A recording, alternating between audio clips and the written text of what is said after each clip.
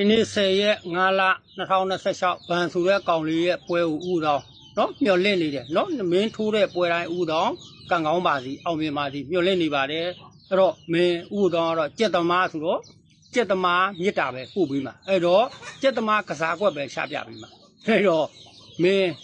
ကြက်သမားတို့ဗမာတိုက်ကျက်ဆိုရင်လည်းနော်ခွလန်ခွပေါက်ခွကွက်အပြည့်စုံနဲ့ရှာတာအဲ့တော့မင်းဗမာဖြစ်တဲ့အတွက်ကြောင့်ဗမာခွပေါက်ပဲဖြစ်မှာအဲ့တော့မင်းအခြားအခုမင်းနဲ့ထိုးမဲ့ကောင်ကလည်းဘာသာကြားဖြစ်တဲ့အတွက်ကြောင့်မင်းယူရီးယားနဲ့တိုးမလား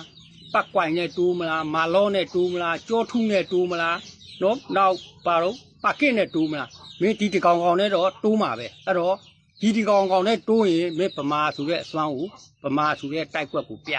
အဲ့တော့သူတို့ခေါင်းကွက်အမှားနဲ့လာမှာပဲမင်းတို့လက်ပန်းဝင်လုံးမှာပဲနော်ကြက်လက်ဒီတိုင်းပဲသူတို့ဘာသာလက်ဝိလေဒီတိုင်းပဲအဲ့တော့မင်းဒီကောင်လေးမှားလာတဲ့အကွက်ကိုဒူးတတောင်လက်ပြီးနောက်ကွက်လေးရွှေ့ပြီးတော့ပြီးထန်ဒီကောင်လေးကိုပိတ်ဆို့တားဆီးနိုင်တယ်ဆိုလို့ချင်းမိမိသွားရဆိုရင်တော့နေဒီပွဲအောင်မြင်မှာနော်အဲ့တော့နောက်ကွက်လေးရွှေ့ပြီးတော့ဒီကောင်လေးကိုဒူးတတောင်လက်ပြီးပြင်းလေး